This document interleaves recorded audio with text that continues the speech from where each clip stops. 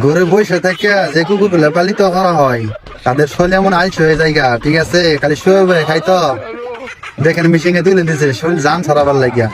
ভিডিওটা দেখে আমার কাছে জোশ লাগলো, আপনাদের কাছে কেমন লাগছে ভিডিওর কমেন্ট বক্সে জানাইন। দেখেন সেই এর অবস্থা এখন কি টাইট দেখেন।